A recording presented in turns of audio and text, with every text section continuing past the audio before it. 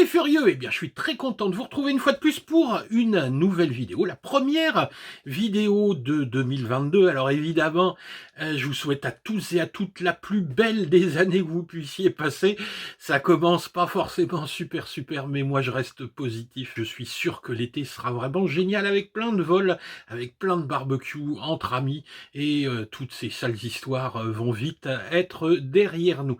Alors ce que je voudrais aujourd'hui, c'est revenir justement un petit peu sur mes vacances de Noël. Avant les vacances de Noël, comme tout le monde, j'ai fait ma lettre au Père Noël. Et je me suis dit, quitte à demander quelque chose au Père Noël, je vais lui demander le drone FPV ultime. Alors je lui ai dit, voilà, cher Père Noël, je veux tout d'abord un drone solide, un drone avec une super frame, costaud, protégé de partout. Je pourrais foncer dans les murs, elle se cassera pas. Je veux, évidemment, si j'arrive quand même à casser un bras, je veux des pièces disponibles, je veux de la bonne visserie, je veux que ce soit facile à entretenir.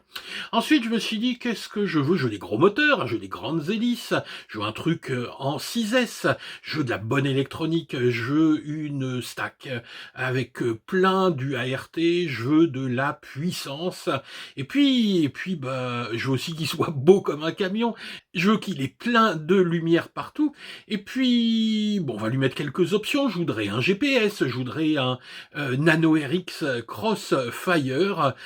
Bref, Père Noël, envoie-moi le plus beau des drones FPV que je pourrais trouver en 2022. Et sous le sapin, qu'est-ce que j'avais? Il m'a envoyé ça, le Père Noël. Il m'a envoyé le F6X de chez eFlight.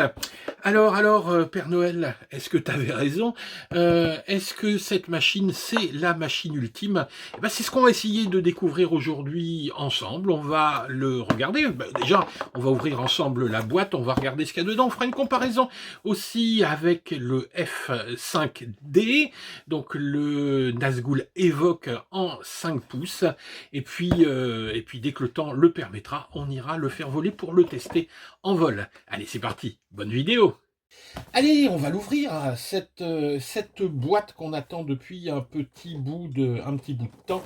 Alors que dire sur la boîte que c'est une boîte? Non, j'ai juste repéré un petit truc intéressant là-dessus, sur cette étiquette. Alors, je ne sais pas si vous allez réussir à voir ici.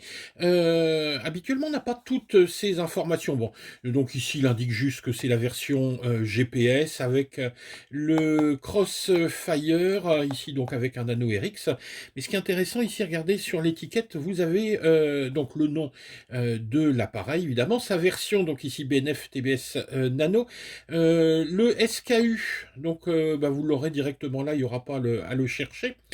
Mais surtout, regardez ici le nom de la stack, la target ici Betaflight, la version de Betaflight sous laquelle la FC est mise à jour. Ça c'est intéressant parce que parfois on se demande un petit peu quelle est la bonne target, etc. Pour mettre à jour. Donc vous avez ces infos là. Pour une fois qu'ils mettent un truc intéressant sur la boîte, c'est pas mal. Allez, on ouvre ça. J'ai quand même jeté un petit coup d'œil, mais vous voyez que vous avez un petit scotch ici pour témoigner du fait que ce soit bien neuf. Moi, j'avais déjà ouvert juste pour regarder s'il n'y avait pas de casse. Mais j'ai pas encore sorti. Alors, qu'est-ce qu'on a là-dedans? Une petite fiche avec GPS Rescue, sans doute. Ah oui, d'accord. Donc ça, c'est la mise en place du GPS Rescue, qui est une option hein, sur ce F6X Evoque. Deux sacs ici d'hélice, hein, sont des 6 pouces. Hop. Alors, ce qui frappe, si vous allez revoir le unboxing de la version 5 pouces de ce Evoque, là c'est cheap. Hein. Autant sur le 5 pouces, on avait de la mousse, tout était... Enfin, c'était un plaisir de unboxer. Autant là, putain, c'est un truc en plastoc. Bon, c'est bien fixé, ok, mais regardez, ça se promène là-dedans. Bon, j'avais pris un grand plaisir à déballer le F5X. Là, c'est pas la même histoire. Vous allez me dire, bon, on fait pas voler la boîte. Mais bon. Allez, on va le prendre directement, on regardera après ce qu'il y a. Donc effectivement, hein, il est quand même il est quand même beaucoup plus grand que le 5 pouces. On fera le comparatif hein, après. La caméra ici, hein, qui est bien une DJI System, ici on n'a pas la Cadix Polar, donc moi j'ai pris la version avec GPS et avec le TBS Crossfire déjà installé. De toute façon, moi je les installe après, donc ça coûtait pas plus cher. Ça coûte pas plus cher de le prendre en option que de le prendre à part. Enfin après on fait comme on veut. Donc ici la petite fixation pour la GoPro et toujours, hein, comme chez le Evoque 5 pouces, les plaques latérales avec les boutons. Bon, on reverra ça dans la revue technique pour le bind, etc. Mais bon, comme avec le 5 pouces, il n'y a pas. De toute façon, je pense qu'il ne va pas y avoir beaucoup de surprises. Avec ce 6 pouces Evoque, je pense qu'ils ont repris la recette du 5 pouces, ils ont amélioré 2-3 trucs. On va les voir. Et puis surtout, il y a cette caméra. Ça, c'était du plastoc, hein, pas super. Alors, voyons un petit peu ce qu'il donne. Ça, je sais pas ce que c'est. Ce serait bien une petite fibre de rechange. C'est de la fibre optique, parce qu'on a des petites LED et ça fait transiter la lumière. Ici, je pense que c'est une petite fibre de rechange. Qu'est-ce qu'on a là? Ça, bon, c'est tout simplement un cordon USB-C USB. Bon, donc ça c'est pratique. Bon, enfin, normalement vous avez ça avec vos téléphones. Et puis il n'y a pas grand chose, hein. Il n'y a pas grand chose. On a quelques stickers et puis c'est balancé dans la boîte. Je vous dis, hein, l'effet plaisir qu'on avait avec le 5 pouces c'est pas là. Encore une fois, on fait pas voler la boîte, on fait pas voler les accessoires. C'est vraiment la machine qui est la plus importante. Alors, qu'est-ce qu'on a de beau? On va avoir tout d'abord la petite antenne avec sa petite impression TPU pour la fixer. On va mettre ça. Voilà, je vous rappelle au passage, hein, surtout, n'allumez jamais un VTX sans antenne. Ça, c'est le meilleur moyen de le faire griller, parce que toute l'énergie du VTX s'évacue par l'antenne, bien sûr. Donc, si vous l'allumez sans antenne, eh ben, vous allez le mettre en surchauffe. Et déjà que avec ces Vista, ça chauffe déjà pas mal. Sans antenne, ça va être un vrai grip. Donc voilà, donc une antenne vidéo. Les petits antidérapants pour les batteries. On a donc un strap large, un strap plus fin. Alors moi sur la version 5 pouces, j'utilise les deux comme ça. Je bloque l'avant de la batterie avec le large et l'arrière avec le plus petit. Moi j'ai installé les deux. Je pense que ce sera la même chose ici.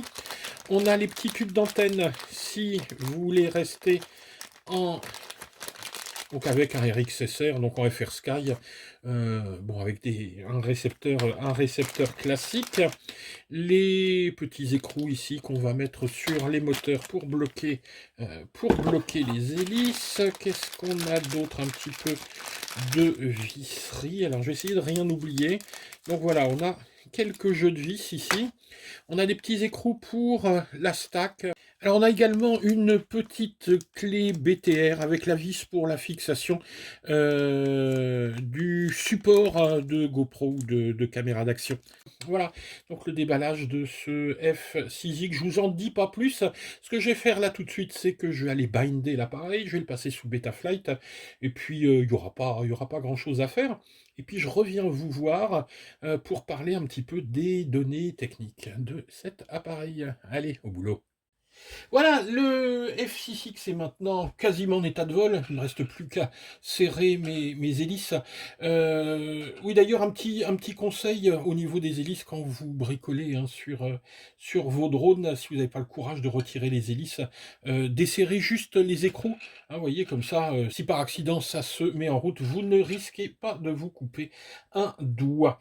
Alors, c'était relativement vite à mettre ce F6X en état de vol, qu'est-ce qu'il y avait à faire? Eh bien, pas grand-chose, parce que vous allez le voir, hein, moi ici, je suis parti sur la version avec toutes les options, tout est déjà installé. Ce drone arrive pré-tuné, donc même sous Betaflight, il y a pas énormément de choses à faire. Alors, la première chose, on va binder le récepteur. Alors, le récepteur, en plus, il est vachement bien placé. Par le petit trou, vous avez accès au petit bouton de bind. Ici, c'est un Nano RX, donc c'est pas vraiment un bind qu'on fait, c'est juste un reset. Il y a besoin de le resetter. Alors, c'est un peu dommage parce qu'il pourrait le mettre directement reseté. Donc, on doit faire un petit reset. Vous appuyez, vous relâchez et vous rappuyez. Et quand ça se met à clignoter plus lentement, vous relâchez. C'est assez facile. Bon, faut un petit, vous prenez une petite pointe, un petit tournevis. Ça y va bien. Ensuite, le passage sous Betaflight se fait sans rien démonter. On a ici un petit cache. Hein, si on le retire, voilà. Si on le retire, on a accès aux prises. Donc ici, la prise USB-C pour la carte de vol. Donc le branchement est facile, tout est quasiment paramétré. Il y a juste à mettre vos modes de vol. Ensuite, le Cadix Vista, parce que moi je suis ici en HD, donc avec le Cadix Vista, il est déjà mis à jour, hein, il est sur la dernière version, donc j'ai pas eu besoin de le mettre à jour, juste à l'activer. Donc là pareil, hein, on se branche directement, il y a un petit cache, on se branche ici, et vous avez accès même au petit bouton ici pour l'appairage avec les lunettes. Tac, on appuie dessus, et ouais. Alors moi, ce que j'ai adoré avec ce truc, c'est que j'ai joué les gros feignants, je n'ai strictement rien démonté, je l'ai même pas ouvert. Donc le plaisir, c'est d'avoir un appareil où il n'y a pas à bricoler pour le mettre en route. Moi ici, tout est déjà installé. Alors, donc ça c'est assez rapide. La première chose qu'on va faire, c'est, parce qu'évidemment on a envie de savoir pourquoi on va prendre ce 6 pouces, quelles sont les différences avec le Nazgul Evoque F5. Alors, regardez. Voilà, hein. Déjà parce il est plus grand. Alors on pourrait se dire, bon, il est plus grand, mais est-ce que la frame est vraiment plus grande? Si on regarde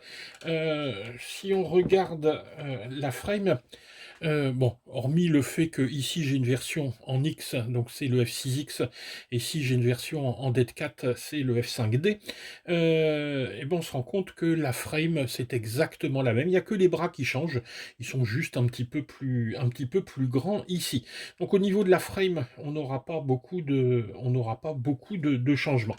Donc évidemment, pourquoi, oui, on peut se dire, pourquoi je vais prendre ce F6X plutôt que le F5? Eh ben, prenez celui que vous avez envie. En fait, les deux sont vraiment super, à mon sens. Qu'est-ce qui va vous pousser à prendre plutôt l'un que l'autre? Tout d'abord, l'usage que vous allez en faire avec celui-ci. On a tout d'abord des moteurs, hein, qui sont beaucoup plus gros, mais qui tournent beaucoup moins vite. Et à l'arrivée, on alimente exactement avec les mêmes batteries de la 6S. Donc ici, j'ai de la 1300 mAh, ici j'ai de la 1550. Vous alimentez avec de la 6S, il n'y a pas de problème. Les moteurs sont des Xing 2506 et ils ont un KV de 1500. Et alors, tiens, on va les regarder. Je vais voilà, virer une hélice pour qu'on puisse les voir. Il y a des superbes moteurs, hein, tout anodisés. Ils sont vraiment magnifiques. Ces moteurs Xing. Alors, étant donné que ces moteurs tournent beaucoup moins vite, ils vont pouvoir entraîner des hélices beaucoup plus grosses. À l'arrivée, finalement, le résultat sera assez semblable. Le seul intérêt, c'est qu'avec ces grandes hélices, on va avoir une stabilité qui sera normalement un peu meilleure. Donc, si vous êtes tenté plutôt par un usage très polyvalent, vous pouvez prendre celui-là. Vous aurez sans doute... Alors, je dis sans doute parce que j'ai pas encore pu l'essayer, hein. La météo, c'est une horreur. J'espère que d'ici 1 ou 2 jours, ça va s'améliorer, que je pourrai les voler. Donc, normalement, on aura un petit peu plus de stabilité avec des hélices plus grande tournant moins vite, quelque chose d'un petit peu plus smooth, sans doute. Celui-ci sera peut-être un tout petit peu plus brutal, mais encore une fois, là, il faudra que j'essaye. Euh, Est-ce qu'il est vraiment mieux ce F6X? Qu'est-ce qu'il a en plus? Alors, les différences avec le F5, si ce n'est effectivement les moteurs, il y a une petite différence au niveau de la stack. Tiens, je vous mets une petite photo. Donc, cette stack, elle est sur une base de carte de vol Blitz Mini F7. Sur le F5, on était sur une Success E Mini, qui était une F7 également. Là, on passe à la Blitz. Alors, bon, qu'est-ce qu'elle a de mieux, la Blitz? Elle fonctionne de la même façon que la Success E, sauf qu'elle a un URT en plus. Ça peut être pratique si vous voulez installer je sais pas moi, un klaxon italien ou des petites choses, des petites choses en plus. Et puis au niveau de la black box, il y a une black box donc qui fait 16 mégas en mémoire interne. Ici, il y avait que 8 mégas. Bon, franchement, c'est bonnet blanc et blanc bonnet. Moi, la black box, honnêtement, je l'utilise pas. J'ai pas le niveau pour. Je l'utilise un peu de temps en temps, histoire de voir ce qui se passe et puis de garder un peu la main. Mais bon, je suis pas assez au top pour utiliser les données les données de cette black box. Par contre, l'UART en plus, ça peut être vraiment pratique car parfois on a envie de rajouter un petit truc et puis on manque d'UART ou parfois même un pad peut lâcher et puis on veut en récupérer un autre. Bref, c'est plus il y a du RT, honnêtement, mieux c'est. Ensuite, autre différence, et là c'est vraiment moi ce que j'attendais. Alors je ne sais pas si on va bien le voir, c'est la caméra. Alors, par contre, là, dommage, on a un petit bouchon qui est tout pourri en plastique. On n'a pas vraiment de capuchon. Sur l'autre, il y a un beau capuchon.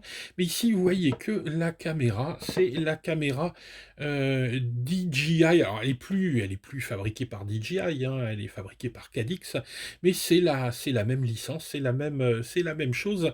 Donc, c'est la caméra qui allait avec le Air Unit System. Avantage par rapport à la Polar, et ça j'ai déjà vu en m'amusant à faire les réglages, c'est qu'on peut tout régler sur cette caméra. Il n'y a pas besoin d'aller la démonter comme celle-ci pour souder une petite télécommande avec un fil. Ici, à partir de vos lunettes, vous contrôlez tout, hein. Vous contrôlez la saturation, vous contrôlez la luminosité, vous contrôlez, je crois, l'ouverture, etc. Bref, on peut tout contrôler sur cette caméra à partir des lunettes. Et ça, quand même, c'est vachement bien. Bon, voilà pour les différences entre les deux. Faut reconnaître, ce sont deux appareils assez semblables. Et puis, bah voilà, hein, le cœur penchera plus pour l'un ou pour l'autre. Au niveau du vol, je peux pas encore vous dire, on verra ça tout à l'heure. Enfin, vous le verrez tout à l'heure, moi je le verrai dans quelques jours en allant tester ça en vol. Alors, quelques données au niveau de la taille, au niveau du poids ici. On a un anthrax ici. Vous voyez, ah, ma main fait 20 cm, on est quasiment à 26 cm, hein, 255 mm, une hauteur sans la batterie évidemment de 28 mm. Les bras c'est du 6, mais bon. Sur le 5 pouces, on avait déjà du 6. Toutes les plaques, hein, que ce soit au-dessus, sur le dessous, les plaques intermédiaires sont en 3 mm. Vous pouvez y aller, c'est du costaud. Et si vraiment hein, vous êtes assez cinglé pour aller péter un bras, ben regardez, hein, les bras, comme sur le 5 pouces, vont pouvoir se changer. Il y a de la pièce hein, dispo. C'est vraiment aussi un point important quand on choisit un modèle, c'est regarder bah, s'il y a des pièces et s'il y a de la casse, est-ce que je vais pouvoir facilement avoir accès aux pièces ou sinon est-ce qu'il va falloir aller pleurnicher auprès des copains pour trouver un bras, trouver un morceau de la frame. Là, tout est dispo. Au niveau du VTX, c'est le Vista. Alors, moi je dirais que Je suis un peu étonné parce que pour moi, c'est la machine ultime, ce F6X. Il a vraiment tout ce que j'avais envie. Et ben, j'aurais bien aimé un Air Unit, quitte à le payer une fortune. Bah oui, faut aussi parler du prix, hein. Attention, là, on est dans les 500 € à peu près, hein. Donc, quitte à payer une fortune, moi, j'aurais bien payé 520 ou 530 pour avoir le Air Unit afin de pouvoir justement mettre une petite carte SD et filmer directement sur la carte SD en HD. Là, on a une caméra qui a une super résolution, qui fonctionne vachement bien, mais on va devoir filmer à partir des lunettes. Bon. Honnêtement, c'est du détail, hein, c'est du détail tout ça. D'autant que, vous voyez, la fixation de la GoPro ou d'une caméra sport ne pose aucun problème si vous êtes équipé de ce genre de matériel. Ce 6 pouces, ce F6X pèse un peu moins de 500 grammes, il fait 464 grammes, mais vous allez lui rajouter un parpaing, ici une batterie 6S, donc on a quand même un bon petit bébé. Les hélices sont des 6 pouces, des 35.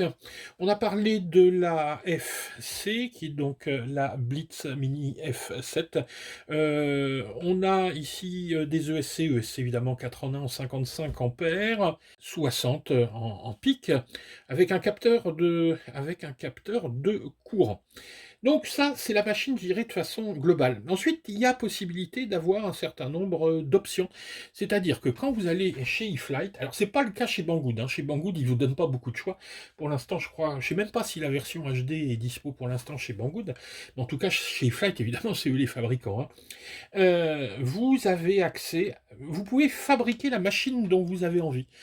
C'est-à-dire, vous choisissez, voilà, votre modèle, donc F6, F5, 4S, 6S. Bon, celui-ci était uniquement en 6S. Vous choisissez ce que vous voulez mettre dedans. Est-ce que vous le voulez tout nu? Est-ce que vous le voulez avec un récepteur? Donc, moi, là, je me suis fait plaisir, hein, comme je vous l'ai dit en intro, c'était ma lettre au Père Noël. Donc ici, je suis monté en Crossfire avec un anneau RX. J'ai pris l'option ici avec le GPS eFlight, donc qui n'est pas un GPS bas de gamme, qui est vraiment on va dire un niveau supérieur au niveau qualité. Donc vous pouvez l'acheter à part. Il suffira juste d'aller rajouter une petite pièce ici pour venir le fixer. Vous voyez, quand j'ai acheté le 5 pouces, l'option n'était pas encore disponible, malheureusement. Mais donc là, je l'ai pris en plus. Et donc, vous choisissez vraiment la machine que vous voulez. Vous pouvez la prendre en HD, la prendre donc en numérique, la prendre en analogique. Donc, c'est en fonction de vos envies, en fonction évidemment de votre budget, mais vous créez la machine que vous voulez. En plus, chez eFlight, vous avez à disposition des TPU, vous avez à disposition les batteries, vous avez à disposition toutes les pièces également de rechange. Vous pouvez acheter des bras.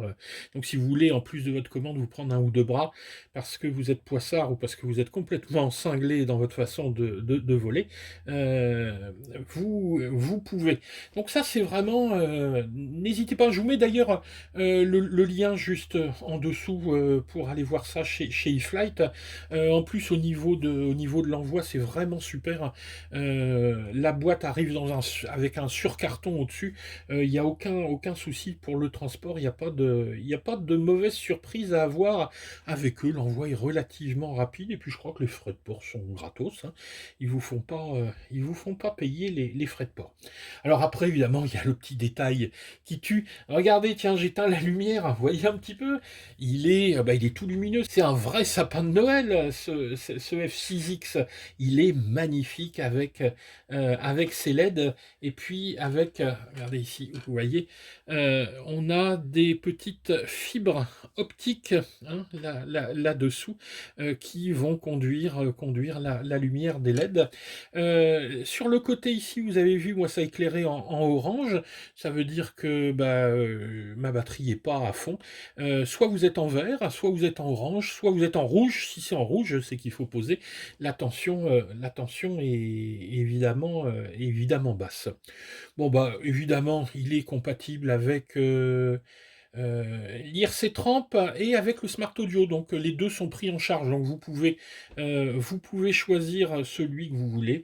On a le beeper, on a des filtres LC également, hein, dessus, ça c'est intéressant, pour éviter les interférences. Si vous le prenez en version analogique, le VTX, lui, sera un 600 milliwatts, donc un peu plus classique, et la caméra une Racecam R1 Mini.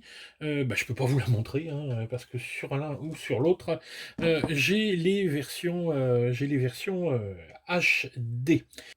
Voilà, on a donc fait à peu près le tour, mais vous voyez, hein, l'esprit, c'est le char d'assaut. Hein, on a presque envie de le planter exprès pour voir s'il va bien résister avec ses plaques latérales. Tout est intégré, on voit rien de l'électronique. Donc si on voit rien de l'électronique forcément est bien protégée. Et puis, bon, il faut avouer quand même, hein, il est beau comme un camion. C'est vraiment un super drone. Alors, vous allez me dire, hein, je disais tout à l'heure qu'on faisait pas voler les cartons. On fait pas voler non plus les lumières, hein, parce que de toute façon, on regarde dans les lunettes, donc on le voit pas voler. Mais il y a une espèce de plaisir quand même quand vous manipulez votre machine, quand elle est jolie, au moment de décoller, il y a un plaisir qui est quand même beaucoup plus important. La seule chose, évidemment, c'est le prix, hein. C'est le prix, donc il faut pas se rater. Prenez votre temps pour choisir votre machine. Euh, Ici, ce qui est important, quand vous allez choisir votre machine, c'est d'avoir une machine qui va durer dans le temps. Prenez pas un truc dépassé. Des fois, il vaut mieux mettre un petit peu plus et se dire, ben voilà, dans 6 mois, dans un an, ce sera encore une machine qui volera super bien.